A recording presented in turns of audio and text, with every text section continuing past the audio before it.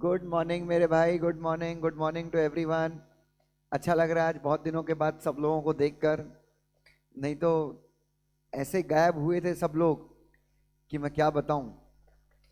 चलिए, चलो, great great, चलो। सो आज हम स्टार्ट करेंगे, विल बी स्टार्टिंग विद एसएलसीएम के अमेंडमेंट। और अमेंडमेंट बेसिकली छोटे छोटे चैप्टर्स में काफ़ी सारा अमेंडमेंट है। और कोशिश करेंगे कि आज के दिन में ही हम ये सारे अमेंडमेंट्स क्या कर दें, पूरे कर दें। और मैंने आप लोगों के लिए जो अमेंडमेंट किए हैं वो नोट्स के थ्रू हम लोगों ने क्या किया है बच्चों, सारे अमेंडमेंट्स हमने यहाँ पे डाले हैं। मैंने लिख के लाया, मैं ये नोट्स मैंने बनाए हैं। और इनके थ्रू मैं कोशिश करूँगा अमेंडमेंट आपको आसानी से समझ में आए, क्योंकि आप सबको पता है वो मॉड्यूल वाली लैंग्वेज आप लोग उतना प्रेफर नहीं करते। तो लेट्स सी। तो सबसे पहला जो अमेंडमेंट आया है वो कहाँ पे आया है बच्चों? SCRA 1956, SCRA, securities contract regulation act. अब अच्छा, सिकरा में अपन ने जो भी पढ़ा है, सुनो सुनो सुनो, जो भी पढ़ा है उसमें एज सच कोई चेंज नहीं है। बट सिक्योरिटीज, अगर आपको याद है सिकरा में सिक्योरिटीज की डेफिनेशन है, वहां भी बस आपको एक ऐड करना है। सिक्योरिटीज की डेफिनेशन डेफिनेशन में इन्होंने क्या ऐड कर दिया है? Zero coupon zero principal instrument. Zero coupon zero principal instrument को सिक्योरिटी माना गया है। ठीक है? तो इन्होंने, एक मिनट, तो सिक्योरिटी में जो अपन डेफिनेशन ऑफ सिक्योरिटी पढ़ते हैं उसमें कौन सा इंस्ट्रूमेंट ऐड करना है? एक इंस्ट्रूमेंट अपने को ऐड करना है। What is the name of that instrument? Zero coupon. Zero coupon मतलब नो इंटरेस्ट रेट मिलेगा आपको, कोई भी इंटरेस्ट रेट नहीं मिलेगा। और जीरो प्रिंसिपल, जीरो प्रिंसिपल मतलब आपने जो प्रिंसिपल दिया है हो सकता है आपको वो भी वापस ना मिले। वापस ना मिले मतलब आप समझ लीजिए कि इन इंस्ट्रूमेंट को सब्सक्राइब करके आप एक प्रकार से क्या कर रहे हैं? डोनेशंस कर रहे हैं। एक प्रकार से आप क्या कर रहे हैं? डोनेशन कर रहे हैं। इधर देखो, zero coupon zero principal instrument means instrument issued by which company या which organisation? Section 8 basically, not for profit organisation which is registered with whom बच्चों? Social stock exchange segment of recognised stock exchange. तो ideally अगर आप देखो तो उन्होंने सही तरीके से ये बताया भी नहीं है कि zero coupon zero principal instrument क्या होता है। ठीक है? तो ये बताया है कि zero coupon zero principal instrument कौन इश्यू करेगा? हाँ जी, कौन? Zero coupon zero principal instrument issue करेंगे कौन सी कंपनी इश्यू करेगी बच्चों? Non profit enterprise. कौन सी एंटरप्राइज बच्चों? Not for profit organisation. जो कि जो अच्छा, जो कहां पे रजिस्टर हो रही है, जो कहां पे लिस्टेड है, भाई कहां पे लिस्ट होगी है? तो आइडियली हाँ बच्चों, अगर आप देखें तो across the world, across the world basically एक ट्रेंड चल रहा है। क्या ट्रेंड चल रहा है? कि उन एंटिटीज को भी रिकॉग्नाइज किया जाए, उन एंटिटीज को भी रिकॉग्निशन मिले जो क्या कर रही हैं बच्चों? सामाजिक परिवेश में, सामाजिक क्षेत्र में जो एंटरप्राइजेस अच्छा काम कर रही हैं उनको भी रिकॉग्निशन मिले। और उनको भी एक मौका मिले कि वो company, I won't say company, it can be a section 8 company. तो वो कंपनीज कहां पे रजिस्टर हो? वो कंपनीज सोशल स्टॉक एक्सचेंज में रजिस्टर हो या फिर लिस्ट हो। अब एक मिनट, तो आप सोशल स्टॉक एक्सचेंज, अभी सोशल स्टॉक एक्सचेंज क्या है? एक सेगमेंट है।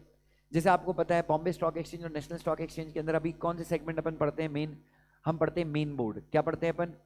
फिर अपन पढ़ते हैं एसएमई एक्सचेंज, फिर अपन पढ़ते हैं आईटीपी। आईटीपी क्या है? Institutional trading platform, if you remember, yes और नो? तो अब वहां पे IGP, sorry, innovators great, sorry, innovators growth platform. अब वहां पे एक और प्लेटफॉर्म ऐड हो गया। अब कौन सा प्लेटफॉर्म है? सोशल स्टॉक एक्सचेंज का कंसेप्ट वहां पर ऐड हो जाएगा बच्चों। तो सोशल स्टॉक एक्सचेंज का कंसेप्ट ऐड होने से क्या होगा बच्चों? व्हाट वुड बी हैपनिंग अगर हम सोशल स्टॉक एक्सचेंज का कंसेप्ट ले आए? फॉर एग्जाम्पल, कौन सी मनुपात्र, नहीं, देयर इज सम एनजीओ ना,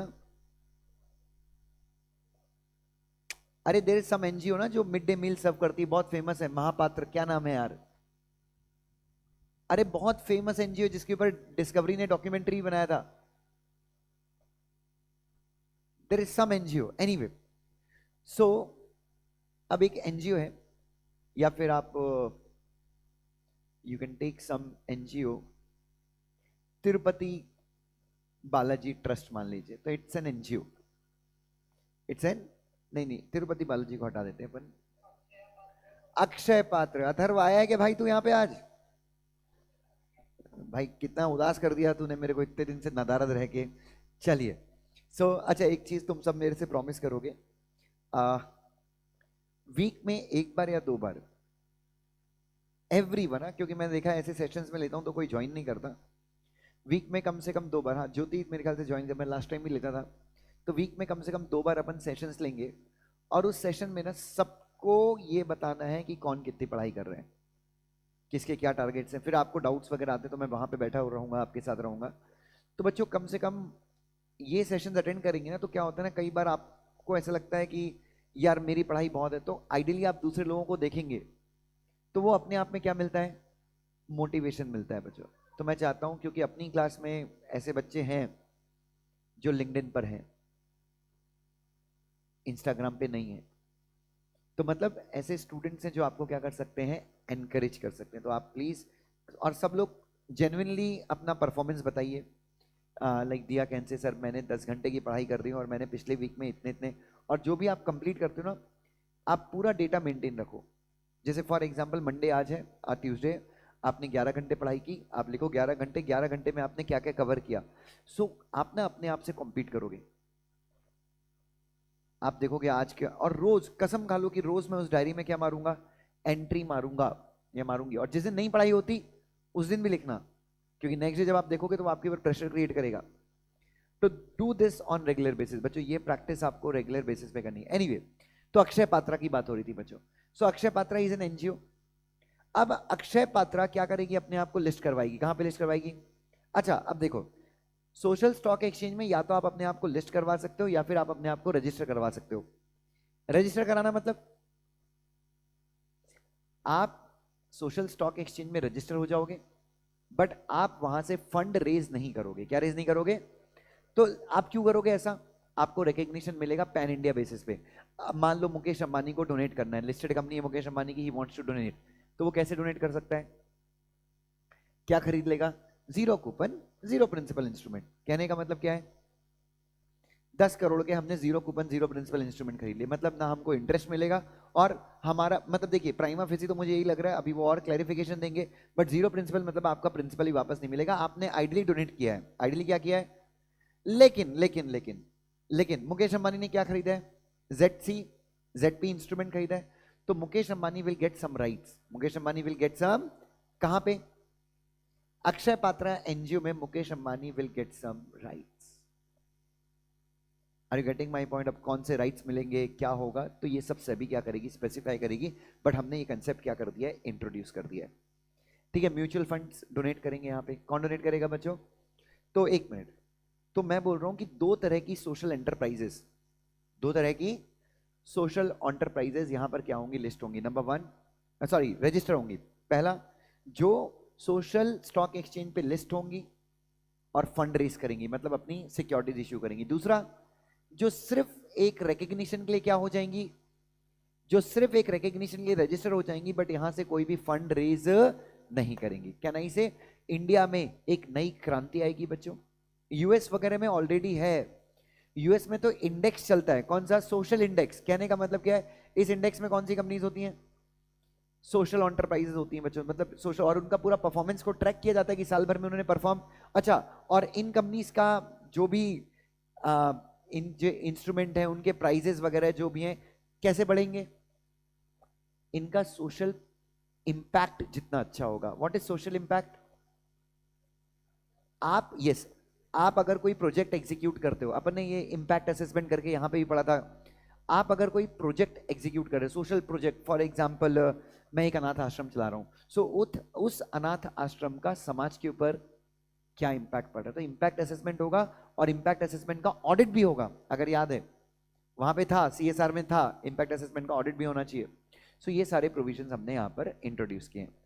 चलो, तो सिकरा में कुछ भी नहीं है, सिकरा में सिर्फ क्या कर दिया अपन ने, zero coupon zero principal instrument को हमने क्या कर दिया, सिक्योरिटीज में ऐड कर दिया। नाउ अब हम देखेंगे चेंजेस कहां पे आए हैं, जो सेबी के आईसीडीआर रेगुलेशंस में जो चेंजेस आए हैं, ध्यान से किए। यहां पे भी क्या हो गया है बच्चों, एक नया चैप्टर ऐड हो गया। कौन सा चैप्टर ऐड हुआ है बच्चों? यस, यहां पर भी नया चैप्टर ऐड हुआ है 10A। 10A के बारे में भी किसके बारे में बात हो रही है? Social stock exchange. अब यहां पे हम आगे भी पढ़ेंगे बच्चों। आपको पता है फॉर प्रॉफिट एनजीओ भी हो सकती है। कौन सी एनजीओ हो सकती है? For profit NGO. What is for profit NGO? Exactly section 8 में काफी कुछ अच्छे लिखा है। प्रॉफिट तो कमाएगी बट डिस्ट्रीब्यूटर, याद है, जो भी प्रॉफिट होगी वो कहां पे लगा देगी? अपने अपने उद्देश्यों की प्राप्ति में लगा देगी बच्चों। फॉर एग्जाम्पल मैं एक ई व्हीकल कंपनी बना सकता हूं। क्या बना सकता हूं मैं? ई व्हीकल कंपनी बना सकता हूं, इलेक्ट्रॉनिक व्हीकल्स बनाऊंगा मैं। बट बच्चों जो भी प्रॉफिट मुझे ई व्हीकल बेचकर होगा, जो भी प्रॉफिट मुझे क्या होगा ई व्हीकल बेचकर, what ever profit I will be earning, मैं क्या नहीं करने वाला, मैं इसको एज अ डिविडेंड डिस्ट्रीब्यूट नहीं करूंगा। मैं क्या करूंगा इसको, मैं इसको अपने ऑब्जेक्टिव्स को परस्यू करने में लगा दूंगा। अगर मेरी जो एनजीओ है वो क्या है बच्चों? फॉर प्रॉफिट एंटरप्राइज है। कौन सी एंटरप्राइज है बच्चों? मेरी फॉर प्रॉफिट एंटरप्राइज है मेरी। तो बच्चों मैं क्या कर सकता हूं, मैं जैसे एक नॉर्मल कंपनी अपने मेन बोर्ड पे शेयर्स लिस्ट करती है, जैसे एक कंपनी एआईएफ वगैरह से फंडिंग रेज करती है, जैसे एक कंपनी आईजीपी पे लिस्ट करती है, मैं वैसे ही लिस्ट हो सकता हूं। अगर मैं क्या हूं बच्चों? अगर मैं क्या हूं? For profit social enterprise. मतलब मैं सोशल एंटरप्राइज तो हूं बट मैं क्या कमाता हूं? प्रॉफिट्स भी कमाता हूं। ठीक है नाउ, तो अब सेबी के आईसीडीआर में जो चेंजेस आए हैं बच्चों, सेबी के आईसीडीआर में जो चेंजेस आए हैं, उन्होंने सबसे पहले चेंजेस में क्या किया है? उन्होंने बताया है कि सोशल स्टॉक एक्सचेंज का मतलब क्या होता है। किसका? क्या है? Separate segment of recognised stock exchange which has nation wide trading terminal. तो क्या है बच्चों? भाई क्या है ये? एक अलग सेगमेंट है। किसका अलग सेगमेंट है? रिकॉग्नाइज्ड स्टॉक एक्सचेंज का एक अलग सेगमेंट है। जैसे एसएमई प्लेटफॉर्म है, जैसे आईजीपी प्लेटफॉर्म है, वैसे ही एक अलग प्लेटफॉर्म है। और ये एक्सचेंज क्या करता है बच्चों? Permitted to register, permitted to, और ये जो सेपरेट प्लेटफॉर्म है यहां पे क्या होता है बच्चों? यहां पे कौन सी एंटरप्राइज रजिस्टर होती है? एसएसई बोल दो। एक minute. A separate segment of recognized stock exchange which has nationwide terminal permitted to register social enterprises and list securities of what beta? Permitted to register, एक मिनट कुछ तो गड़बड़ है क्या? Separate segment of recognized stock exchange which has nationwide trading terminals which is permitted to what beta? Permitted to register, नहीं, SSC is what बेटा?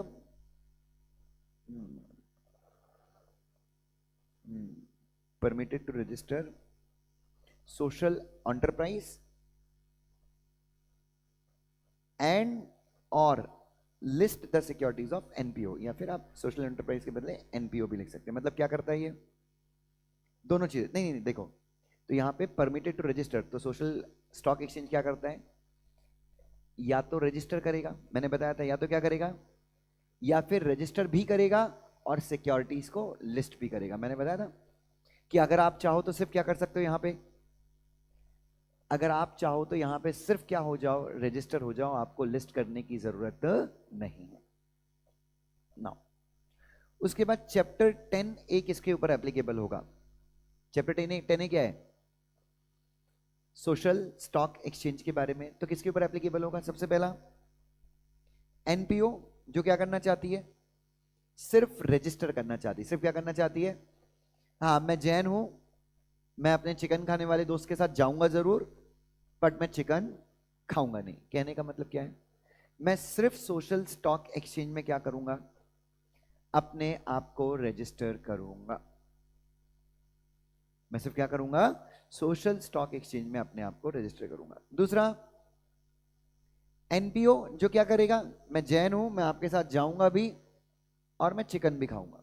मतलब NPO that intends to register plus raise the fund. मतलब जो NPO क्या होगी? Register भी होगी plus क्या करेगी?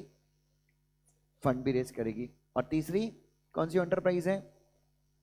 फॉर प्रॉफिट सोशल एंटरप्राइज, जो क्या करना चाहती है बच्चों? अरे जो क्या करना चाहती है? जो अपने आप को रिकॉग्निशन लेना चाहती है। कैसे रिकॉग्निशन लेना चाहती है? As a social enterprise, by registering itself on social stock exchange. तो आर वी क्लियर कि कहाँ कहाँ पे, ओए कौन कौन सी जगहों पे ये रेगुलेशंस एप्लीकेबल होंगे? सेक्शन रेगुलेशन चैप्टर 10 ए किस किस के ऊपर एप्लीकेबल होगा? एनपीओ जो सिर्फ रजिस्टर होना चाहती है, एनपीओ जो रजिस्टर भी होना चाहती है पर अंड बंड संड करना रेस चाहती है, फंड, यस और नो बच्चों, और प्रॉफिट सोशल एंटरप्राइज जो अपने आप को रिकग्निशन चाहती है as a social enterprise. Now social stock exchange governing council, अगला जो डिस्कशन है दैट इज ऑन व्हाट बेटा? Social stock exchange governing council. चलिए, अच्छा, फॉर प्रॉफिट सोशल एंटरप्राइज की डेफिनेशन में थोड़ी सी आगे जाके चेंज करूंगा, बट मैंने अभी आपको एक्सप्लेन करने की जो बताया वो यही है। क्या? प्रॉफिट तो कमाएगी पर डिस्ट्रीब्यूट नहीं करेगी। आगे हम देखते हैं, थोड़ा सा मैं इसको चेंज करूंगा। नाउ इसके ऊपर मेरे ख्याल से एक शॉर्ट नोट आ सकता है। किसके ऊपर बच्चों? Social stock exchange governing council. Now what is this बच्चों? एक minute. Social stock exchange is a separate platform, is a separate segment of the stock exchange. Are you getting my point? जैसे Bombay stock exchange की governing body है, वो क्या करती है? जैसे मैंने बताया था बोर्ड, ये सब एओपी बीओआई बने थे, तो यहाँ पे बेसिकली बोर्ड ऑफ डायरेक्टर्स नहीं होते, यहाँ पे कौन होता है? गवर्निंग बॉडी, मतलब एज गुड एज आप बोर्ड ऑफ डायरेक्टर बोल सकते हो। तो बॉम्बे स्टॉक एक्सचेंज की जो गवर्निंग बॉडी है वो किसके ऊपर नजर रखती है? वो नजर रखती है बॉम्बे स्टॉक एक्सचेंज की हर एक लिस्टेड कंपनी के ऊपर। यस और नो बच्चों? अरे हाँ है ना? नाउ अब मुझे बताइए इसका मतलब क्या हो गया? हाँ जी, एसएसई गवर्निंग बॉडी, कहना इसे ध्यान से देखो। सोशल स्टॉक एक्सचेंज में जितनी भी एनपीओज लिस्टेड हैं, नॉन प्रॉफिट ऑर्गेनाइजेशन या रजिस्टर्ड हैं, क्या वो सही तरीके से पैसे रेज कर रही हैं? क्या सोशल स्टॉक एक्सचेंज सही मायने में डेवलप हो रहा है? मतलब क्यों हमने ये कंसेप्ट रेज किया है, हमने ये कंसेप्ट इंट्रोड्यूस क्यों किया है? ताकि सोशल स्टॉक एक्सचेंज क्या हो? डेवलप हो, सोशल एंटरप्राइजेस को एक प्रकार से रिकग्निशन मिले, इसलिए हमने ये कंसेप्ट इंट्रोड्यूस किया है। उसके बाद सोशल स्टॉक एक्सचेंज की जो भी एक्टिविटीज हैं, जो भी काम चल रहा है सोशल स्टॉक एक्सचेंज में, क्या वो सही तरीके से चल रहा है, नहीं चल रहा है? जैसे कंपनी का बोर्ड ऑफ डायरेक्टर कंपनी की परफॉर्मेंस के ऊपर नजर रखता है, वैसे ही सोशल स्टॉक एक्सचेंज की गवर्निंग बॉडी किसके ऊपर नजर रखेगी? सोशल स्टॉक एक्सचेंज की गवर्निंग काउंसिल जो है वो किसके ऊपर नजर रखेगी? सोशल स्टॉक एक्सचेंज की परफॉर्मेंस के ऊपर नजर रखेगी। ठीक है, देखो ध्यान से। So every social stock exchange क्या करना है? ऑप्शन है या कंपल्सन है? कंपल्शन है। शैल क्रिएट, क्या क्रिएट करना है? एक गवर्निंग काउंसिल, क्या करने के लिए? To check and supervise what? किसी फंक्शनिंग, सोशल स्टॉक एक्सचेंज की functioning, plus provide guidance for smooth functioning of social stock exchange. Plus ये लोग क्या करेंगे? गाइडेंस प्रोवाइड करेंगे किस चीज में? ताकि सोशल स्टॉक एक्सचेंज आराम से हौले हौले क्या करता रहे? परफॉर्म करता रहे, गड़बड़ ना हो। तो यहां पे कौन होगा गवर्निंग काउंसिल में? बंदे कौन होंगे? कहना इसे ऐसे ही लोग होने चाहिए जिनके पास एक्सपर्टीज है। किसका एक्सपर्टीज है? सोशल मैटर्स का, एनजीओस का, जिनको काफी अनुभव है। ठीक है, नाउ कौन होगा इसमें? शैल कंप्राइज ऑफ होम बच्चों? Individuals who can contribute to the development of what बेटा? तो इसके अंदर कौन होगा? सबसे पहले इसके अंदर होंगे इंडिविजुअल, बॉडी कॉर्पोरेट नहीं होंगे। कौन होगा? इंडिविजुअल्स होंगे जो क्या कर सकते हैं बच्चों? जो अपना योगदान दे सकते हैं किस चीज के लिए? सोशल स्टॉक एक्सचेंज के डेवलपमेंट के लिए। सोशल स्टॉक एक्सचेंज डेवलप कब होगा? जब ज्यादा से ज्यादा एनपीओस वहां पे क्या करेंगे? अपने आप को रजिस्टर करेंगे, तभी तो फीस आएगी ना। और एनपीओस को भी प्रॉफिट दिखे कि यार हम सोशल स्टॉक एक्सचेंज में रजिस्टर हो रहे हैं तो हमको डोनेशन ज्यादा मिल रही हैं, हमारे ZC ZP इंस्ट्रूमेंट ज्यादा बिक रहे हैं। Are you getting my point? तो इनका काम ये है बच्चों, इनका काम ये है, इन इंडिविजुअल्स का काम ये है कि क्या कर सकें बच्चों? ये लोग एसएससी को क्या करवा सकें? ग्रो करवा सकें। कम से कम कितने मेंबर्स होंगे इसमें? मिनिमम 7 मेंबर्स होंगे बच्चों इसमें। तो इसका जो कंपोजिशन है वो कम से कितने लोगों का है बच्चों? कम से कम यहाँ पे 7 मेंबर्स होंगे जो किसको रिप्रेजेंट करेंगे? नॉन प्रॉफिट ऑर्गेनाइजेशंस को, स्टॉक एक्सचेंज को रिप्रेजेंट करेंगे। Social impact investor. Now who are social impact investors? Social impact investors का बच्चों देखो, ऐसे इन्वेस्टर्स जो कहां पे इन्वेस्ट करते हैं, ये अश्नीर वश्नीर नहीं। सोशल इम्पैक्ट इन्वेस्टर का मतलब जो लोग ऐसे एंटरप्राइजेस में इन्वेस्ट कर रहे हैं जो क्या कर रही हैं, जैसे रतन टाटा। रतन टाटा क्या है बच्चों? रतन टाटा हो गया, अजीम प्रेमजी हो गया, ये लोग इंडिया के कुछ बिगेस्ट सोशल इन्वेस्टर्स हैं, सोशल इंपैक्ट इन्वेस्टर्स। जैसे आपको पता होगा रतन टाटा ने कहां पे इन्वेस्ट किया हुआ है, ऐसी एनजीओज में उसने पैसा लगाया है जो एनजीओज क्या कर रही हैं, या ऐसी कंपनीज में, या ऐसी सेक्शन 8 कंपनीज में उसने पैसा लगाया है जो क्या कर रही हैं बच्चों, जो स्ट्रे डॉग्स का केयर कर रही हैं। Are you getting my point? जो समाज में, मतलब ऐसे इन्वेस्टर जो ऐसी जगहों पे इन्वेस्ट कर रहे हैं, ऐसी कंपनीज में इन्वेस्ट कर रहे हैं जो सिर्फ प्रॉफिट के लिए नहीं है, बल्कि वो क्या करना चाहती हैं, they want to create a social impact, stray dogs का केयर करना। उसके बाद सोशल ऑडिट प्रोफेशन के लोग होंगे। कौन क्या है social audit profession? Social impact कितना हो रहा है। अगर मान लीजिए किसी अक्षय पात्रा फाउंडेशन का सोशल प्रोजेक्ट क्या है, गरीब बच्चों को मिड डे मील प्रोवाइड करना, तो क्या उसका इंपैक्ट हो रहा है? और इंपैक्ट हो रहा है तो कितना इंपैक्ट हो रहा है? जैसे मैं आपको एक छोटा सा बात बताता हूं, कर्नाटक में हुबली जो डिस्ट्रिक्ट है, हुबली डिस्ट्रिक्ट में अक्षय पात्रा लॉन्च होने के पहले अराउंड 70% बच्चे स्कूल नहीं जाते थे, गवर्नमेंट स्कूल नहीं जाते थे, गरीब लोगों के बच्चे स्कूल नहीं जाते थे। बट अक्षय पात्रा जब से आया, मतलब स्कूल में क्या प्रोवाइड होना चालू हुआ, जब से mid day meal Akshaya Patra ने काम शुरू किया, तो बच्चों 83% बच्चे स्कूल जाने लग गए। तो क्या हुआ ये? तो इसका ऑडिट कौन करता है? सोशल ऑडिट फर्म्स क्या करती हैं, इसका ऑडिट करती हैं कि क्या इंपैक्ट हुआ आपके प्रोजेक्ट का। Then Akshaya Patra is an NGO. नहीं, मिड डे स्कीम गवर्नमेंट लाई थी, लेकिन गवर्नमेंट की मिड डे मील कैसी होती थी, कभी खाने में कीड़ा निकल रहा है, कभी खाने में कॉकरोच निकल रहा है। तो अक्षय पात्रा ने क्या कहा कि ये स्कीम हम, तो Akshay Patra is an NGO जो क्या करती है, गवर्नमेंट से बोलती है कि ठीक है आप ना हमको 50 स्कूल दे दो, 50 स्कूल में खाना आप प्रोवाइड मत करो, हम प्रोवाइड करेंगे, आप हमको क्या दे दो, डोनेशंस दे दो, क्या दे दो हमको आप। And see Akshaya Patra is the biggest kitchen in India. Government IRCTC को भी बोल रही है क्या? आपको पता है ना आईआरसीटीसी का काम बहुत तगड़ा है, ये खाने वाने को, ट्रेन फ्लाइट्स में खाने वाने को सर्व करने का काम बहुत तगड़ा है। ये इंडिगो इंडिगो सब लोगों ने अपना काम आउटसोर्स किया है ना आईटीसी को, आईआरसीटीसी को। सो गवर्नमेंट अभी किसको किसको बोल रही है, आईआरसीटीसी को बोल रही है कि तुम भी क्या करो, ऐसी सोशल एंटरप्राइज बनाओ जहां पे तुम क्या कर सको, स्कूल्स में और बाकी जगहों पे क्या कर सको, खाना डिलीवर कर सको। IRCTC is a very good company, मतलब खतरनाक कंपनी। मैंने उसकी डॉक्यूमेंट्री वगैरह देखी तो मुझे समझा है, आईआरसीटीसी एक समय पे बंद होने की कगार पे था ना, तो कोई तो सरदार जी थे जो उसके मैनेजिंग डायरेक्टर बने, और फिर उन्होंने अलग ही स्वैग पे पहुंचा दिया बच्चों आईआरसीटीसी। आईआरसीटीसी बीच में क्यों गिर गया था यार, वो डॉक्यूमेंट्री है एक, नेटफ्लिक्स पे है एक डॉक्यूमेंट्री। नहीं नहीं, वो तो उन्होंने बोनस दिया था। अच्छा तू शेयर का प्राइस का बात कर रहा है क्या? उन्होंने बोनस दिया था ना, 1 पे 7 या 1 पे 8 कुछ तो बोनस दिया था। हाँ क्या पता नहीं। देख आईआरसीटीसी का स्टॉक तब तक अच्छा रहेगा जब तक उसके पास टिकट बुकिंग में मोनोपोली है, बट मुझे लॉन्ग टर्म के लिए आईआरसीटीसी मैंने अपने पोर्टफोलियो में ऐड करके रखा है। चलो एनीवे, नेक्स्ट फंड कौन सा है? Capacity building fund. What is capacity building fund? ये भी एक प्रकार से कौन सा फंड है? सोशल इंपैक्ट फंड है, जहां पे बहुत सारे इन्वेस्टर्स क्या करते हैं, पैसे इकट्ठे कर दे। रतन टाटा 100 करोड़ डाल देगा, कोई और 100 करोड़ डाल देगा, और ये फंड कहां पे इन्वेस्ट करेगा पैसा? सोशल एंटरप्राइजेस में। कौन सी एंटरप्राइजेस में इन्वेस्ट करेगा? Social enterprise. या फिर ये फंड उन लोगों को पैसे देगा, कैपेसिटी बिल्डिंग फंड या तो डायरेक्टली इन्वेस्ट करेगा या फिर पैसे उन लोगों को देगा जो कहां पे इन्वेस्ट करते हैं?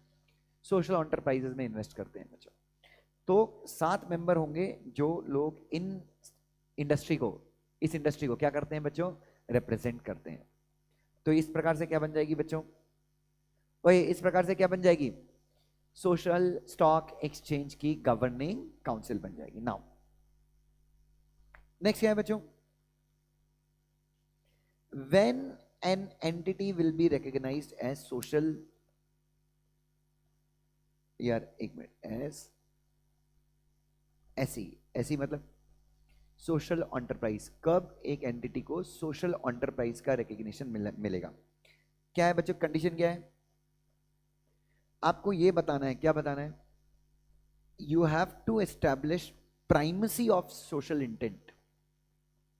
मतलब सोशल स्टॉक एक्सचेंज आपको एक सोशल एंटरप्राइज कब मानेगा? क्योंकि जब आपको सोशल एंटरप्राइज मानेंगे तभी आप एनपीओ कहलाओगे और आप रजिस्टर या फिर लिस्ट हो सकते हो, हाँ या ना? तो कब माना जाएगा बच्चों? What is the first condition? पहली कंडीशन ये है कि you have to establish, what you have to establish? You have to establish your primacy of social intent. Social intent का प्राइमेसी, जैसे कोई बोले कि दुष्यंत सर आप यूट्यूब चैनल चलाते हैं, आप काफी अच्छा करते हैं, आप बच्चों को एनकरेज करते हैं, बट इफ दे से मी, और बहुत अच्छा आप सोशल वर्क करें, मुझे बहुत सारे लोग ऐसा कॉम्प्लीमेंट करते हैं, बट मैं कभी भी उसकी प्राइमेसी एस्टैब्लिश नहीं कर सकता। क्यों नहीं कर सकता? क्योंकि मैं जो भी कर रहा हूं, वट एवर आई डू, कहीं ना कहीं मैं अपने बिजनेस से रिलेटेड करता हूं, और मुझे उसके अगेंस्ट क्या मिलता है बच्चों? उसके अगेंस्ट कहीं ना कहीं मुझे क्या मिलता है? पैसे मिलते हैं, आई अर्न। कहीं ना कहीं मैं अपने बिजनेस से रिलेटेड काम करता हूं, तो मैं कभी भी क्या नहीं कर पाऊंगा? मैं कभी भी ये इंटेंट ये नहीं कर पाऊंगा कि मेरी प्राइमेसी, मेरा social intent is my primacy. Primacy मतलब प्राइमरी ऑब्जेक्टिव नहीं। बट अक्षय पात्रा को अगर आप बोलो कि भाई तुम्हें एस्टेब्लिश करो अपनी प्राइमेसी सोशल इंटेंट की, वो कर देगा? क्या रिलायंस इंडस्ट्रीज अपनी सोशल इंटेंट की प्राइमेसी एस्टेब्लिश कर सकती है? बिल्कुल भी नहीं कर सकती, क्योंकि उसका एकमात्र उद्देश्य क्या है? उसका एकमात्र उद्देश्य नहीं है, अच्छी है रिलायंस यार। अभी कल हम लोग रिलायंस स्मार्ट पॉइंट गए थे, तो वो रिलायंस स्मार्ट पॉइंट में पता ना आपको 5% वर्कफोर्स उनकी डेफ और डम है, गूंगी बहरी है। 5% वर्कफोर्स वो डेफ और डम को लेते हैं ना बच्चों, तो इट्स, हाँ मतलब अच्छी चीज है ना यार। फिर वो रिलायंस स्मार्ट पॉइंट में उन्होंने बढ़िया सामने वो जलजीरा रखा था, कलिंदर के पीसेस काट के रखे हुए थे फ्री। तो भले ही वो कितना भी अच्छा करें, but they can not establish primacy of their social intent. Are you getting my point? मैं भले कितना भी मोटिवेशन वीडियो डाल लूं, कुछ भी डाल लूं, but I won't be able to establish primacy of my social intent.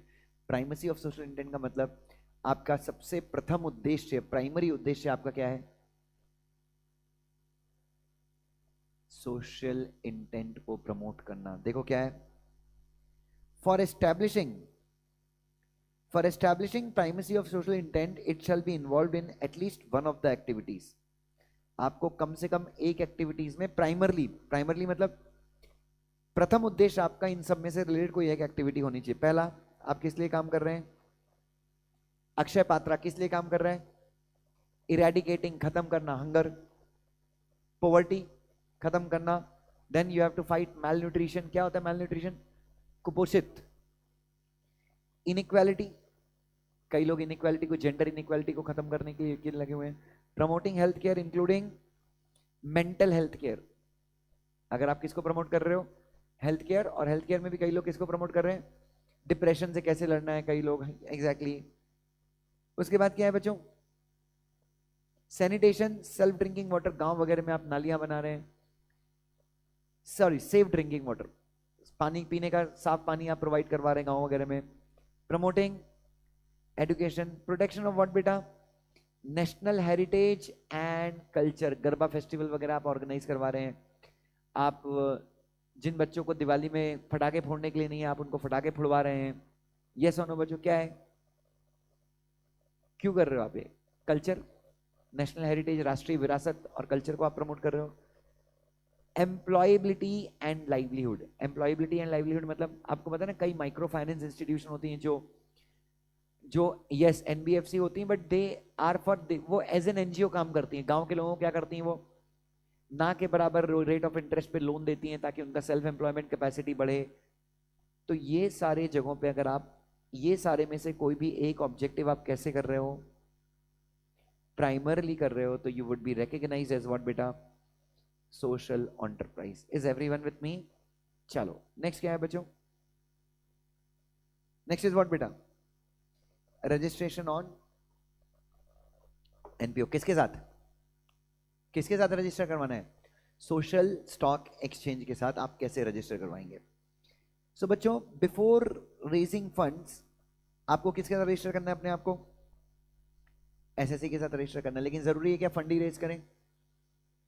You can also register even if you don't want to raise fund. ये मैंने सिर्फ एक्सप्लेन करने के लिए लिखा है, आंसर में ये यू मी लिखना नहीं है, ठीक है? तो हमेशा यू मत लिखना। What you will be writing is social enterprise can also register even if social enterprise does not. Third person में लिखना है, कौन से पर्सन में लिखना है अपने को आंसर एग्जाम में? थर्ड पर्सन में, ठीक है, क्लियर है? नेक्स्ट देखो, registration requirement will be specified by सभी, अपने को नहीं पता सभी क्या करेगी, रेगुलेशंस के थ्रू, रूल्स के थ्रू, नोटिफिकेशन के थ्रू क्या करेगी, बताएगी कौन कौन से डॉक्यूमेंट सबमिट करने हैं, ये सब, तो ये सब अभी नहीं है। सोशल स्टॉक एक्सचेंज में specify additional condition for registration, मतलब जो कंडीशन सभी प्रिस्क्राइब करेगी उसके एडिशन में क्या हो सकता है, स्टॉक एक्सचेंज भी कंडीशन बता सकता है लिस्टिंग की। चलो नेक्स्ट क्या है बच्चों, अब ये फंड रेजिंग कैसे कर सकते हैं। तो बच्चों फंड रेजिंग करना जरूरी नहीं, मैंने आपको बताया इवन विदाउट रेजिंग फंड आप क्या रह सकते हैं, रजिस्टर्ड रह सकते हैं। नाउ ध्यान से, एनपीओ में रेज फंड्स बाय, एनपीओ जो है वो फंड रेज कर सकती है, कैसे रेज कर सकती है, ZP donation by, mutual funds donate कर सकते हैं आपको, या फिर other means specified by SEBI. Next कौन सी बच्चों, फॉर प्रॉफिट सोशल एंटरप्राइज है, इसको ज्यादा लफड़े नहीं है बच्चे, तो डायरेक्टली क्या कर सकती है, इक्विटी शेयर्स वगैरह, क्या लिखा है, equity shares on main board और एसएमई प्लेटफॉर्म। आप मेन बोर्ड पे भी, अगर मेन बोर्ड वाली कंडीशन आप फुलफिल करते हो तो आप डायरेक्टली आईसीडीआर के हिसाब से कहां पे रेस कर सकते हो, मेन बोर्ड पे, एसएमई प्लेटफॉर्म पे। इक्विटी दे सकते हो आप किसको, आप डायरेक्टली अपने equity shares AIF alternate investment funds को दे सकते हो, या फिर सोशल इंपैक्ट फंड्स को। Social impact fund same capacity building funds, अरे जो फंड क्या करते हैं, सोशल एंटरप्राइजेस में इन्वेस्ट करते हैं, मतलब जैसे म्यूचुअल फंड प्रॉफिट वाली कंपनीज में इन्वेस्ट करता है, वैसे ही सोशल इंपैक्ट फंड कहां पे इन्वेस्ट करते हैं, ऐसी कंपनीज में इन्वेस्ट करते हैं जो क्या कर रही हैं, समाज के लिए अच्छा कर रही हैं, और ये भी एज एन एआईएफ ही रजिस्टर होते हैं, सोशल इंपैक्ट फंड। उसके बाद क्या खरीद सकते हैं, डेट सिक्योरिटीज भी क्या कर सकते हैं, ये इश्यू कर सकते हैं, और other specified securities by SEBI. तो क्या नहीं से फॉर प्रॉफिट सोशल एंटरप्राइज को उतने लफड़े नहीं है, ये लोग क्या कर सकते हैं, दे आर फ्री, मतलब वो नॉर्मली किसी भी तरीके से क्या कर सकते हैं, फंड रेस कर सकते हैं। तो ये सारे अमेंडमेंट कहां पे बच्चों, ये हो गया आपका सिक्योरिटीज सेबी आईसीडीआर रेगुलेशंस के सारे अमेंडमेंट हो गए अपने। नेक्स्ट हम किसके अमेंडमेंट देखेंगे बच्चों, अच्छा आपने वो ये जो मैंने लिख के दिए नोट्स थोड़े से इजी लग रहे हैं क्या, ये मैंने बनाया ना, आज सुबह 2 घंटे बैठ के मैंने ये सारी चीजें क्रिएट करी हैं। चलो अगला जो डिस्कशन है दैट इज ऑन व्हाट बेटा, बट डोंट वरी, मैंने ये सब वहीं से छापा है, जो आपका अमेंडमेंट है ना, बस मैंने उसको उसको दुष्यंत जैन वाला टच दिया है थोड़ा सा। नाउ नेक्स्ट इज, अब हम देखेंगे एलओडीआर में what are the changes. Changes तो ऐसे दो ही हैं, बट एडिशंस काफी हैं। क्या काफी हैं बच्चों, और एडिशन आपको पता ही है बच्चों, अब ये सोशल स्टॉक एक्सचेंज आ गया, तो जो एंटरप्राइजेस कहां पे लिस्ट होंगी, सोशल स्टॉक एक्सचेंज में लिस्ट होंगी, उनको डिस्क्लोजर किया। LODR is all about what बेटा, डिस्क्लोजर्स, ठीक है। अच्छा एक एलओडीआर में अपने नोट्स में एक प्रिंटिंग मिस्टेक है, सारे लोग ध्यान सुनना, रेगुलेशन 23 में जो ब्रांड यूसेज वाला पॉइंट है, related party transaction with regard to brand usage, वहां पे अपने नोट्स में इट इज 10%, उसको कट करके मेक इट 5%, ठीक है, बस ये चीज आप कर लीजिएगा।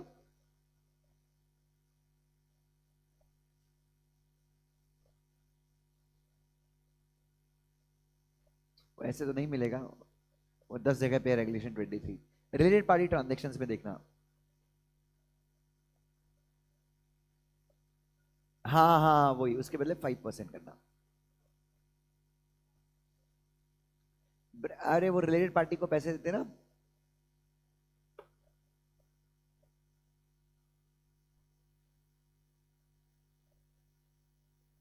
चलो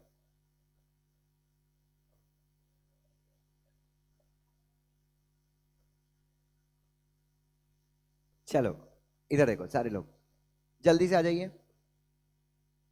कर लिया, 10% के बदले मेक इट 5%। अब हम देखेंगे, so as you all know कि एलओडीआर जो है दे डील विथ व्हाट बेटा बच्चों, एलओडीआर किसे डील करते हैं, एलओडीआर डील करते हैं डिस्क्लोजर से, ये सुनो बच्चों, अगर आप एक लिस्टेड एंटिटी हो तो आपके डिस्क्लोजर्स क्या हैं, ध्यान देखिए।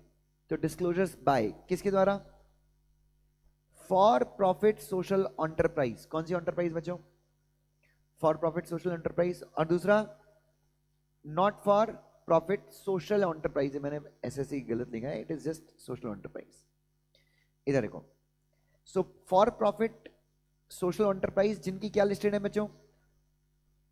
जिनकी डेजिग्नेटेड सिक्योरिटीज लिस्टेड है। बच्चों डेजिग्नेटेड सिक्योरिटीज मतलब सेम इक्विटी शेयर्स वगैरह लिस्ट करा सकते हैं, तो इनको कोई प्रॉब्लम नहीं है।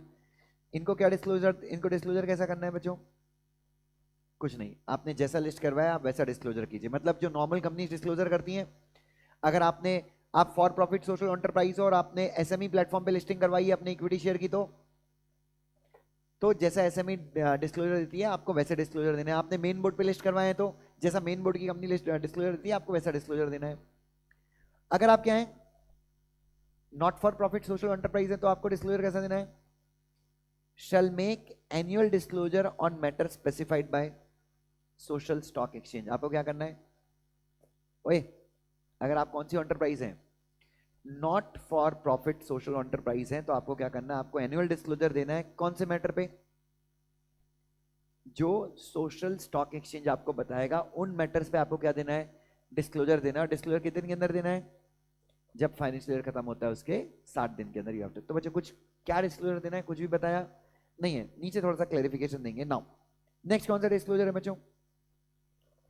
Next disclosure is event based disclosure. तो ईयरली डिस्क्लोजर क्या है आपका? एक ही है। जो मैटर आपको कौन बोलेगा? सोशल स्टॉक एक्सचेंज बोलेगा, उन मैटर्स पे आपको डिस्क्लोजर देना है ईयर खत्म होने के 60 दिन के अंदर। ये हो गया ईयर पीरियोडिक डिस्क्लोजर। कौन सा डिस्क्लोजर हो गया? सेकंड डिस्क्लोजर है जो, वो कौन सा है? Event based. तो इवेंट बेस्ड डिस्क्लोजर आपको कब देना है? अगर आपको याद है मटीरियलिटी, इफ यू रिमेंबर, अगर आपने एलओडीआर पढ़ा तो वहां पे याद होगा, वहां पे हमने मटीरियलिटी का कंसेप्ट देखा था कि हर एक लिस्ट, और ये हमने सीएस एग्जीक्यूटिव ग्रुप 1 में भी देखा था। भूल गए? ठीक है, है ना आज। चलो, सो मटीरियलिटी का कंसेप्ट देखा था। वो था ना, ऐसा कोई इवेंट जिस इवेंट के होने पे जो इंफॉर्मेशन ऑलरेडी मार्केट में है वो चेंज हो जाएगी, उस इवेंट को अपन क्या मानते थे? Material event. फॉर एग्जाम्पल, आपको गवर्नमेंट से कॉन्ट्रैक्ट मिला था और हर बार गवर्नमेंट उस कॉन्ट्रैक्ट को रिन्यू करती थी, लेकिन इस बार गवर्नमेंट ने उस कॉन्ट्रैक्ट को रिन्यू नहीं किया, तो ये क्या हो जाता था? Material event. तो बच्चों अब हम किसके बारे में बात करेंगे? Now we will be talking about what बेटा? Event based disclosure by social enterprise. ध्यान देखो, तो सोशल एंटरप्राइज को एक पॉलिसी बनानी, किस चीज के लिए? हाँ जी। So if you happen to be a social enterprise you have to make a policy for what? Policy for determination of what beta? Materiality। क्या determine करने के लिए? Materiality determine करने के लिए you have to have a policy। आपकी policy को कौन अप्रूव करेगा? जो पॉलिसी आप मटेरियलिटी के ऊपर बनाओगे इस पॉलिसी को कौन अप्रूव करेगा? जो पॉलिसी आप मटेरियलिटी के ऊपर बनाओगे that policy has to be approved by, अगर आपका बोर्ड ऑफ डायरेक्टर्स है तो board of director, board of director नहीं है तो management, because you are social enterprise ना। तो आपका बोर्ड या फिर मैनेजमेंट क्या करेगा? अरे क्या करेगा? उस पॉलिसी को अप्रूव करेगा। कौन सी पॉलिसी? जो आपने बनाई है। किसके ऊपर बनाई है? मटीरियलिटी के ऊपर बनाई है। ठीक है, नाउ अभी देखो, रुको, अभी 3 कंडीशंस और हैं। द बोर्ड और मैनेजमेंट शैल ऑथोराइज वन और मोर केएमपी फॉर डिटरमाइनिंग मटीरियलिटी। एक मिनट, पॉलिसी कौन अप्रूव करेगा? बोर्ड। पॉलिसी कौन अप्रूव करेगा? बोर्ड। और उस पॉलिसी के आधार पे मटेरियल इवेंट अकर हुआ है या नहीं हुआ है ये कौन डिसाइड करेगा? बोर्ड ऑथराइज करेगा। किसको ऑथराइज करेगा? बोर्ड जो है 1 और मोर केएमपी को ऑथराइज करेगा। किस चीज के लिए? बोर्ड 1 और मोर केएमपी को ऑथराइज करेगा। किस चीज के लिए? डिटरमाइनिंग। किस पॉलिसी के हिसाब से? जो पॉलिसी बोर्ड ने अप्रूव की है। और इन्फॉर्म किसको करना है? सोशल स्टॉक एक्सचेंज और स्टॉक एक्सचेंज। स्टॉक एक्सचेंज क्यों आ गया? अरे अगर फॉर प्रॉफिट सोशल एंटरप्राइज ने अपने इक्विटी शेयर मेन बोर्ड पे लिस्ट किए हैं तो वो स्टॉक एक्सचेंज में लिस्ट होती है ना। यस। उसके बाद social stock exchange, sorry, social enterprise whose securities are listed, social enterprise who securities are listed. ये प्रोविजन किसके ऊपर एप्लीकेबल हो रहा है? सिर्फ उनके ऊपर जिनकी सिक्योरिटीज लिस्टेड है, मतलब जो सिर्फ रजिस्टर्ड नहीं है। shall disclose to stock exchange or social stock exchange event that may have material impact on what बेटा? planned achievement of objective। तो उन्होंने बेसिकली बता दिया क्या कि जब आप मटेरियल पॉलिसी बनाओगे तो मटेरियल इवेंट क्या होंगे, या जो आपकी मटेरियलिटी के ऊपर पॉलिसी होगी उसमें कौन सा इवेंट मटेरियल माना जाएगा? वो इवेंट मटेरियल माना जाएगा जिससे आपके प्लान्ड ऑब्जेक्टिव्स को अचीव करने में क्या हो सकती है? बाधा खड़ी हो सकती है। So those objective, those events will be considered as what बेटा? तो बच्चों मटेरियल इवेंट मानेंगे उनको। तो सोशल एंटरप्राइज जिसने अपनी सिक्योरिटीज लिस्ट कराई हैं उनकी जिम्मेदारी क्या है? कि वो उन सारे इवेंट को डिस्क्लोज करें। कौन से इवेंट को डिस्क्लोज करें? जिन इवेंट के होने पर क्या हो सकता है? और जिन इवेंट के होने पे क्या हो सकता है? मटेरियल इंपैक्ट हो सकता है। किसके ऊपर? आपके प्लान्ड ऑब्जेक्टिव के ऊपर। फॉर एग्जांपल हर साल आपको रिलायंस इंडस्ट्री से, अक्षय पात्रा को हर साल रिलायंस इंडस्ट्री 100 करोड़ रुपए का डोनेशन देती थी। अक्षय पात्रा को हर साल रिलायंस इंडस्ट्री कितने करोड़ का डोनेशन देती थी? 100 करोड़ का। बट इस साल रिलायंस इंडस्ट्री ने कोई डोनेशन नहीं दिया। तो क्या आपके प्लान्ड ऑब्जेक्टिव को अचीव करने में आपको तकल्लुफ हो सकती है क्या? तो व्हाट इज दिस? क्या हो सकता है बच्चों? ये जैसे ये इवेंट होता है, आपको किसको इन्फॉर्म करना है? स्टॉक एक्सचेंज या फिर सोशल स्टॉक एक्सचेंज को इन्फॉर्म करना है। नाउ डिस्क्लोजर कब करना है? The disclosure shall be made at the earliest but not later than 7 days और period specified by SEBI from the date of occurrence of event and its impact and steps taken to address the same. तो आपको क्या क्या बताना है सभी को? Sorry सभी बोल रहा हूं, किसको बच्चों? स्टॉक एक्सचेंज और सोशल स्टॉक एक्सचेंज को क्या बताना है? नहीं, आपको यह भी बताना है कि उसका इंपैक्ट क्या होगा और उसको ठीक करने के लिए तुमने स्टेप्स, अब जैसे रिलायंस से डोनेशन नहीं मिला तो वी आर अप्रोचिंग टाटा, ठीक है, ये स्टेप्स लिए। प्लस कब ये डिस्क्लोजर देना है आपको? At the earliest not later than, जिस दिन इवेंट होता है उसके 7 दिन के बाद में देना नहीं है, या फिर कोई दूसरा पीरियड जो कौन स्पेसिफाई करे? सेबी। मतलब 7 दिन का पीरियड तो रेगुलेशन में लिखा है, बट सेबी इससे कम का पीरियड भी बता सकती है आपको डिस्क्लोज करना है। प्लस ये सारे डिस्क्लोजर जो भी आप दे रहे हो, अच्छा एक और चीज क्या लिखा है? Also provide updates on regular basis with proper explanation. कब तक बच्चों? Till the time event remains material. कहने का मतलब क्या है? जब तक वो इवेंट क्या रहता है? मटेरियल रहता है, तब तक आपको क्या करना है?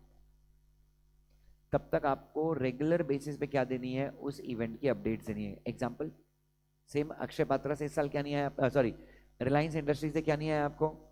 डोनेशन 100 करोड़ नहीं आया। तो ये इवेंट मटेरियल कब तक रहेगा? जब तक 100 करोड़ रुपए हम कहीं और से अरेंज, तो कैन आई से आपको स्टॉक एक्सचेंज को रेगुलर बेसिस पे क्या देनी है? अपडेट देनी है। क्या अपडेट देनी है?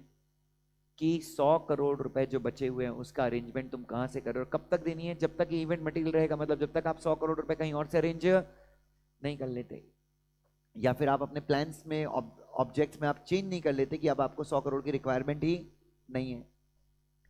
अच्छा, उसके बाद social stock exchange shall disclose, sorry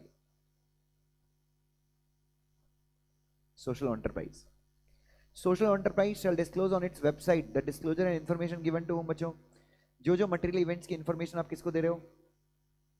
social stock exchange या स्टॉक एक्सचेंज को दे रहे हो, वो सारी इंफॉर्मेशन आपको कहां पे डालनी है? अरे कहां पे डालनी है? वो सारी इंफॉर्मेशन आपको अपनी वेबसाइट पे भी डालनी है। उसके बाद provide reply to the queries of stock exchange. अच्छा, अगर सोशल स्टॉक एक्सचेंज या स्टॉक एक्सचेंज आपसे क्या मांग रहा है?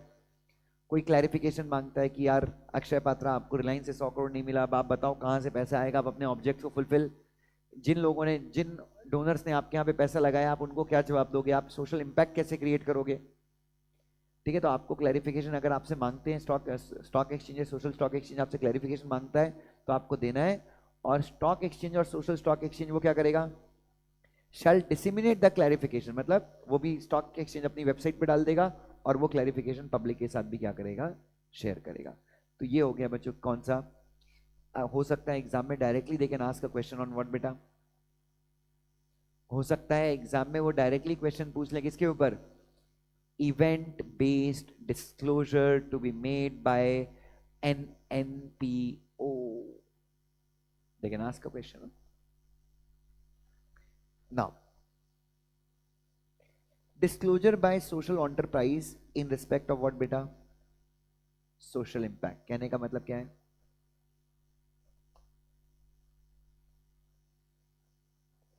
डिस्क्लोजर बाय सोशल, ये मतलब आपने जो प्रोजेक्ट्स अंडरटेक किए हैं यार, लोगों से आपने लोगों को ZP इंस्ट्रूमेंट इश्यू किए हैं, no interest no refund no return, तो इस टाइप के इंस्ट्रूमेंट, देखो ये मैं अपना अंदाजा लगा रहा हूँ, हो सकता है कुछ और हो, बट प्राइमा फेसी ऐसे इंस्ट्रूमेंट होगा। तो आपने ऐसे इंस्ट्रूमेंट इश्यू किए हैं, तो कहीं ना कहीं लोग आपसे, जिन लोगों ने आपके इंस्ट्रूमेंट को सब्सक्राइब किया, आपको डोनेट किया, वो आपसे उम्मीद रखते हैं, क्या उम्मीद रखते हैं? कि आप इंपैक्ट क्रिएट कीजिए। अगर आपने इंपैक्ट क्रिएट नहीं किया तो अगली बार मैं आपके इंस्ट्रूमेंट खरीदूंगा क्या? तो आपकी तो मेन रिक्वायरमेंट है क्या, कि आपने जो लोगों से पैसे लिए हैं उसके थ्रू आप क्या करें, समाज में एक बदलाव लाएं, चेंजेस लाएं। तो बच्चों, सोशल एंटरप्राइज जो क्या है बच्चों? ओए, सोशल एंटरप्राइज जो क्या है? जो रजिस्टर्ड है या फिर जिसने क्या करे हैं? सोशल एंटरप्राइज जो रजिस्टर्ड है या फिर जिसने क्या रेस करे हैं? फंड रेस करे हैं। क्या करना है उसको, उसकी जिम्मेदारी क्या है? shall submit impact report on annual basis to SSE and SE as per the format specified by SEBI। क्या करना है आपको सबसे पहले तो? What is the first thing that you have to do? आपको यस एनुअल बेसिस पे social stock exchange को, स्टॉक एक्सचेंज को क्या सबमिट करना है? Impact report. और इंपैक्ट रिपोर्ट का फॉर्मेट क्या होगा? SEBI स्पेसिफाई करेगी, ठीक है। Annual impact to be audited by social audit firm employing social auditor. जो इंपैक्ट रिपोर्ट आप सबमिट करोगे उसके साथ आपको क्या देना है? ऑडिट रिपोर्ट भी देनी है। कौन ऑडिट करेगा आपके प्रोजेक्ट को? सोशल ऑडिट फर्म, जिसके अंदर कौन काम कर रहा है? सोशल ऑडिटर काम कर रहा है। एसएससी और एसई में specify parameter in addition to SEBI which are to be disclosed. कहने का मतलब क्या है? सोशल इंपैक्ट रिपोर्ट में और क्या क्या डिस्क्लोजर देने हैं apart from the format given by SEBI. SEBI ने जो फॉर्मेट दिया उसके उस पैरामीटर पे आप डिस्क्लोजर दोगे ना, तो सोशल स्टॉक एक्सचेंज या स्टॉक एक्सचेंज भी आपको बता सकता है। क्या बता सकता है? कि और कौन कौन से पैरामीटर्स के ऊपर आपको डिस्क्लोजर देना है। नेक्स्ट क्या है बच्चों? Next is statement of utilization of funds. ये किसके ऊपर एप्लीकेबल होगा ये प्रोविजन? सिर्फ रजिस्टर्ड को या registered plus raised funds? Yes, so basically registered plus raised funds shall submit following information in respect of what beta? Utilization of funds on quarterly basis। तो ये इंफॉर्मेशन आपको कब सबमिट करनी है बच्चों? क्वार्टरली बेसिस पे ये सारी इंफॉर्मेशन आपको सबमिट करनी है। ऑब्वियसली जो लोगों से आपने क्या लिया है, सिक्योरिटीज वगैरह इश्यू करके लिस्ट करवा के आपने लोगों से क्या लिया है? पैसे लिए है ना, तो आपको क्वार्टरली बेसिस पे रिपोर्ट सबमिट करनी है। किस बारे में?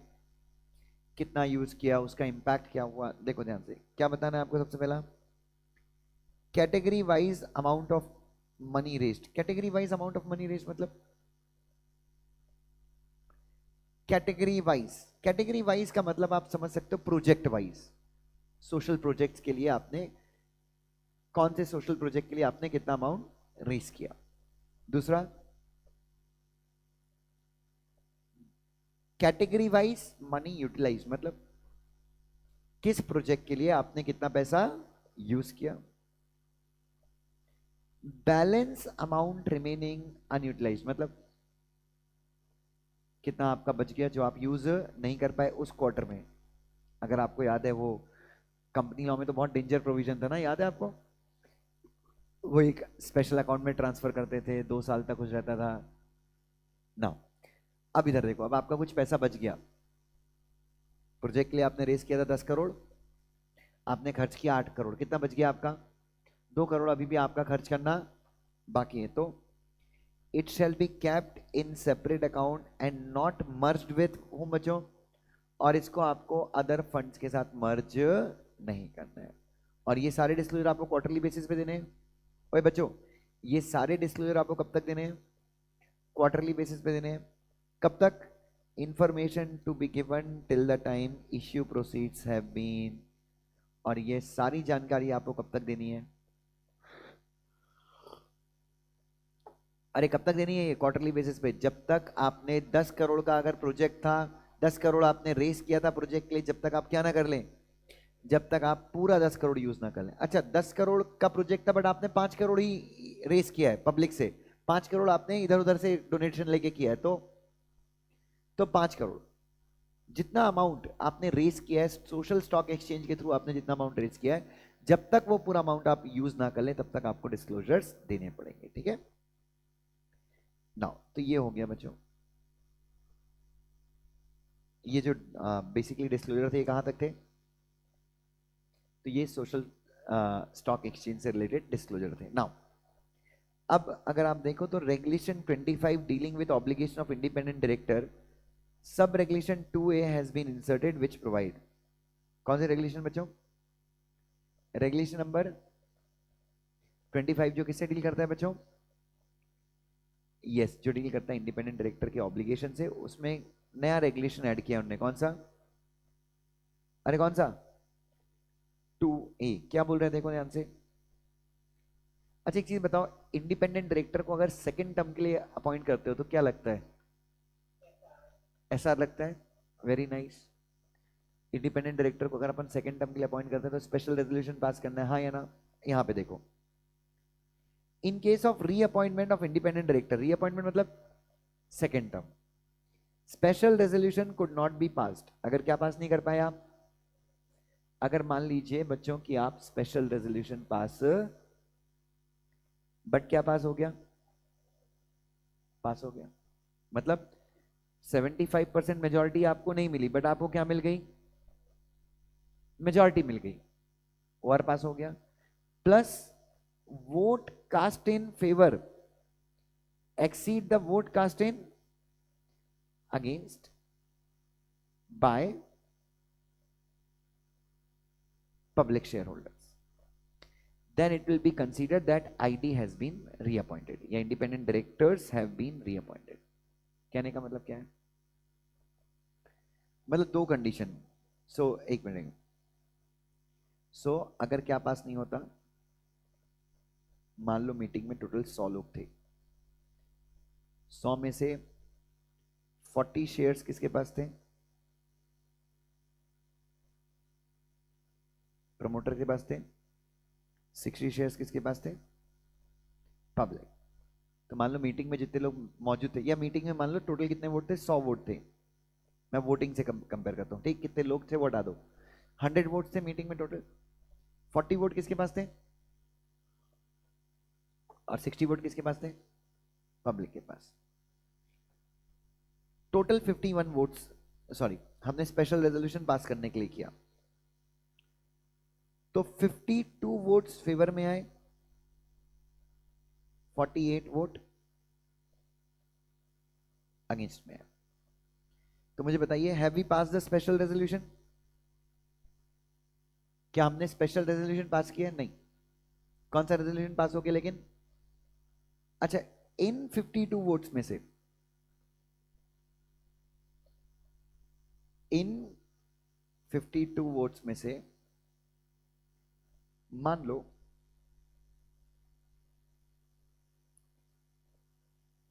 40 वोट्स पब्लिक के थे। इन 52 वोट्स में से 40 वोट्स किसके थे? पब्लिक के थे मान लीजिए। मतलब प्रमोटर के कितने थे? 12 थे, और पब्लिक के कितने थे? 40 थे। तो 40 में से 25 वोट फेवर में थे पब्लिक शेयर होल्डर के। अरे सॉरी यार, क्या गड़बड़ कर रहा हूं मैं, कुछ गलत बोल रहा हूं, एक मिनट।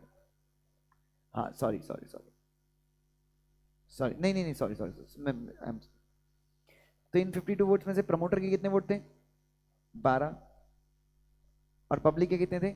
40 थे। मुझे बताओ रेजोल्यूशन पास हुआ या नहीं हुआ? पास हुआ है।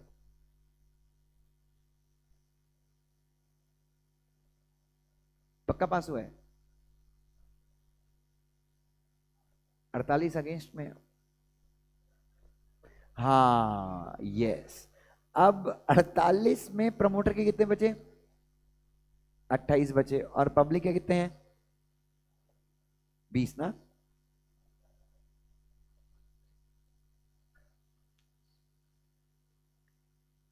दिमाग देख रहे हो? नहीं नहीं, कई लोगों को नहीं समझा, मैं एक बार और एक्सप्लेन करूंगा, एक मिनट रुको। अच्छा, हो सकता है एक बार वापस से, ये मेरा इंटरप्रिटेशन है, अब एक बार अपन बेयर रेगुलेशन देख लेते हैं एक बार।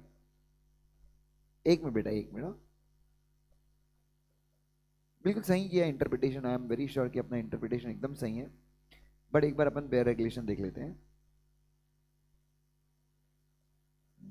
कहाँ पे है? एक बार पढ़ना ये, यहां से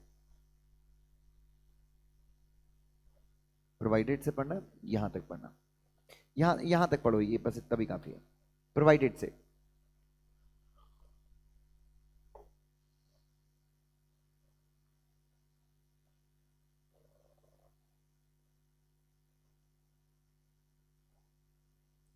स्पेशल रेजोल्यूशन पास नहीं हुआ,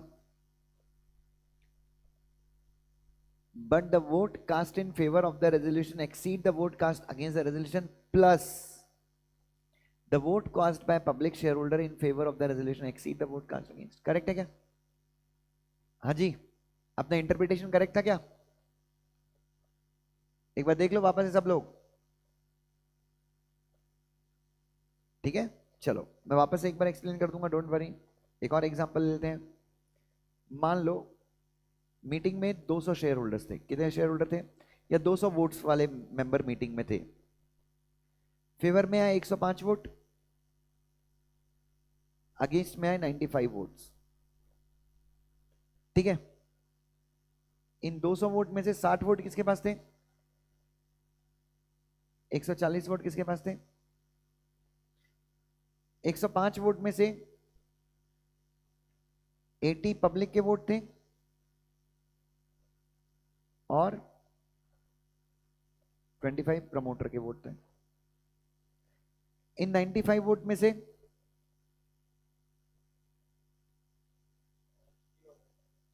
35 प्रमोटर के वोट थे और 60 पब्लिक के वोट थे। मुझे बताओ रेजोल्यूशन पास हुआ या नहीं हुआ? बच्चों, नया नया ही सेबी का लॉजिक है ना, ये अपन ने ऐसा कभी नहीं पढ़ा ना। तो एक बात बताओ, तो टोटल पब्लिक के कितने वोट फेवर में है? 80 वोट फेवर में है। और पब्लिक के अगेंस्ट वोट कितने हैं? तो क्या मैं मान लूं रेजोल्यूशन पास हो गया? भले ही स्पेशल पास नहीं हुआ है, बट अपन क्या मानते हैं कि इंडिपेंडेंट डायरेक्टर क्या हो गया इस केस में? रीअपॉइंट हो गया। Is that clear? दूसरा, सच आईडी विल बी रिमूव्ड, या विल बी या शैल बी लिख सकते हो। सच, हाँ विल बी, ठीक है। सच ID will be removed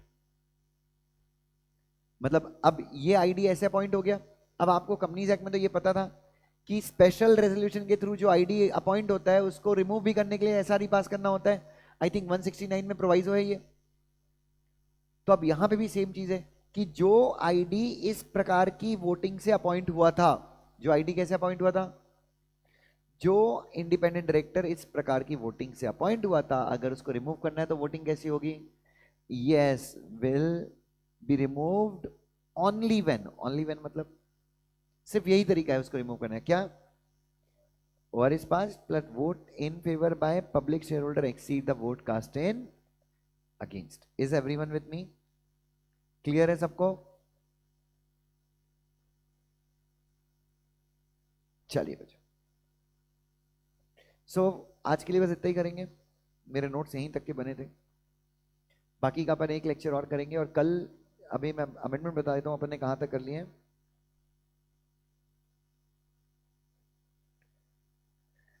total 11 page के अमेंडमेंट है ना, 12 पेज के, तो अपन ने कितने कर लिए हैं? 6 हो गए, अपना आधा हो गया और आधा अपन कल कर लेंगे। लेकिन हाँ, एस सी का अमेंडमेंट देख सकते हो। इधर देखो, एस सी का अमेंडमेंट क्या बोल रहे हैं? In regulation number 8 relating to what बेटा? Offer price. In sub-regulation 2, after clause D, the following proviso has been inserted। तो अपन क्या करते हैं, एक बार टेक ओवर कोड खोल लें।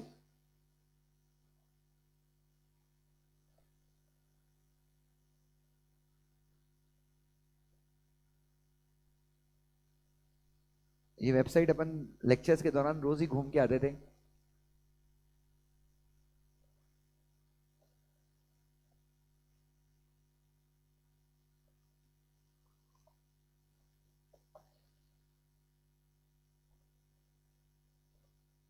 हाँ जी, कौन सा रेगुलेशन खुलना है? 8वां। अब तक खुला ही होगा शायद।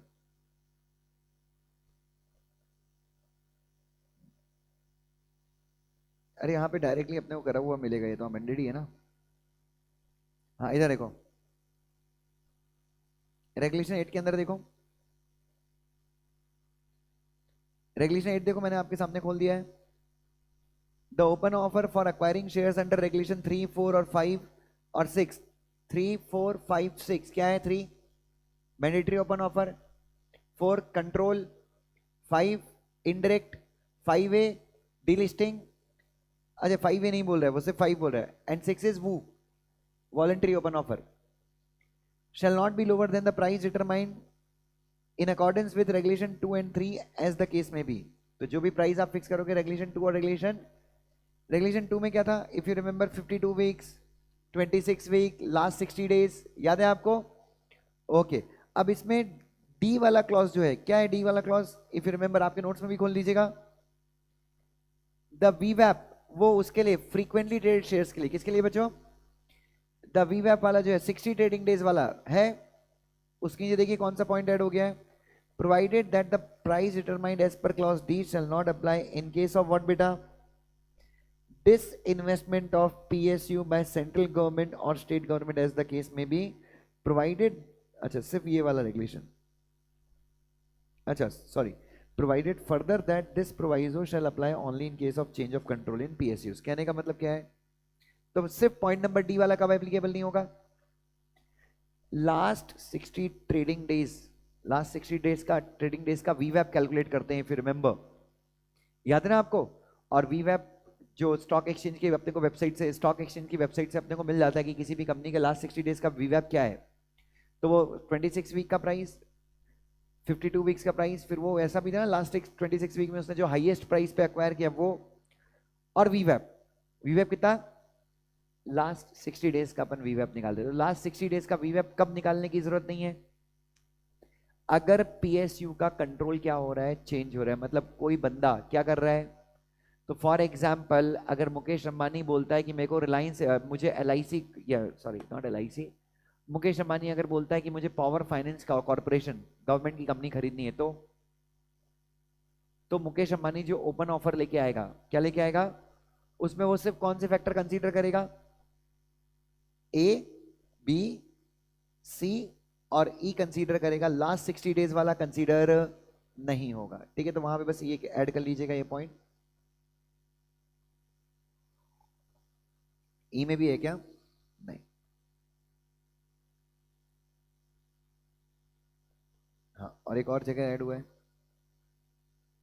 ये वाला लिख लेना। तो ये फ्रीक्वेंटली ट्रेडेड शेयर्स के लिए है। ये 2 पॉइंट ऐड कर देना, 26 जो लिखा है उसके नीचे के 2 प्रोवाइजोस ऐड कर देना।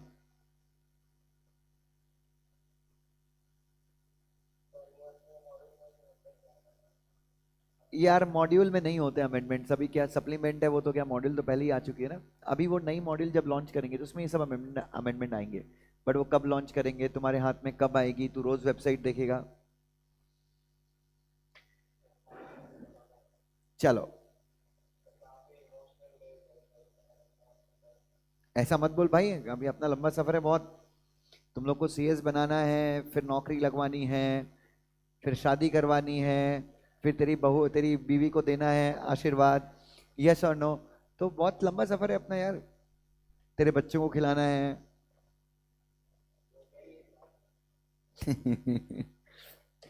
चलो ये तो बस शुरुआत है भाई। हाँ भाई,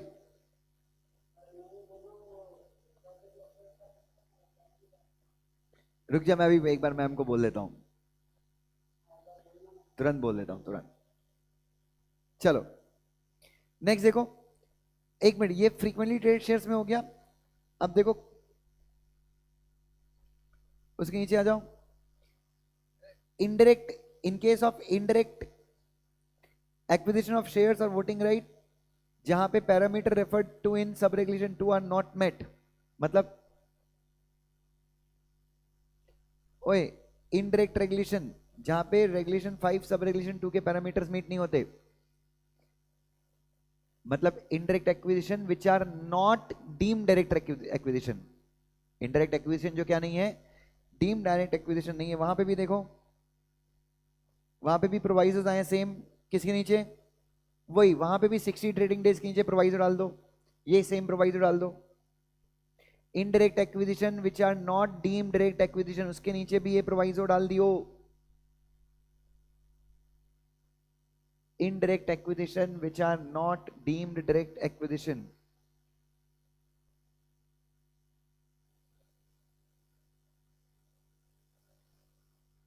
indirect acquisition which are not deemed direct acquisition, वहां पे भी ये प्रोवाइजर डाल देना। चलिए बाकी तो कुछ नहीं है।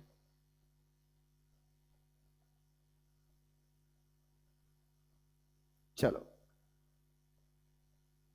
तो ये हो गया अपना, यस।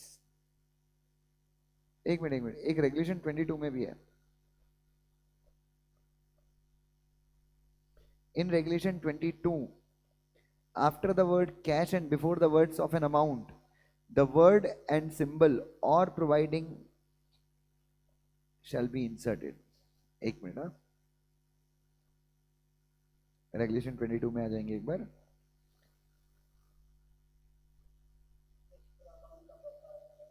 हाँ एक मिनट बेटा बस,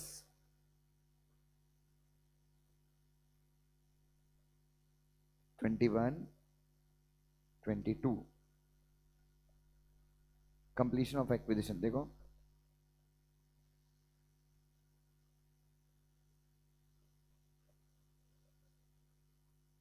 एक मिनट,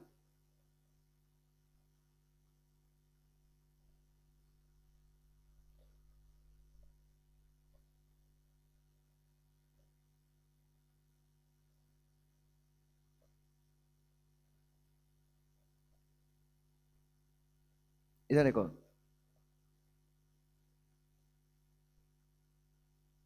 इधर देखो क्या लिखा है, नॉट विथ स्टैंडिंग रेगुलेशन 22 का रेगुलेशन सब रेगुलेशन 2 देखो, notwithstanding anything contained in sub-regulation 1 subject to the acquirer depositing in the escrow account under regulation 17 cash or providing what beta, unconditional and irrevocable bank guarantee issued in favor of manager to open offer by any scheduled commercial bank subject to the approval of RBI of an amount equal to the entire consideration payable under open offer। मतलब escrow account की requirement भी कुछ change किया क्या इन्होंने, मतलब bank guarantee वाला। एक बार बैंक रेगुलेशन 17 भी देखो यार,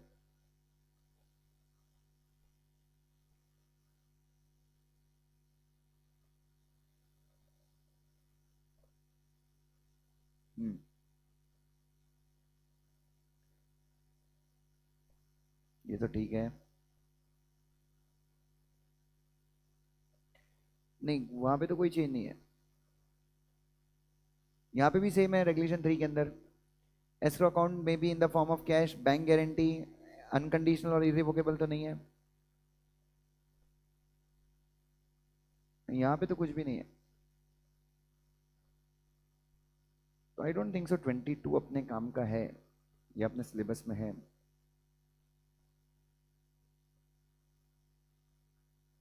ये देखो ये क्या बोल रहे हैं, एक minute, notwithstanding anything contained in sub-regulation 1 subject to the acquirer depositing in escrow account under regulation 17 cash or providing unconditional or irrevocable bank guarantee, the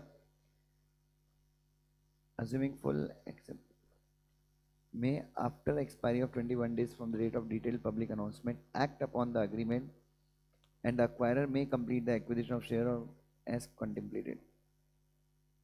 छोड़ दो बच्चों, ये कोई काम का नहीं है अपने, I don't think so regulation 22 अपने सिलेबस में है या अपने एग्जीक्यूटिव में कवर करना है, तो लीव इट।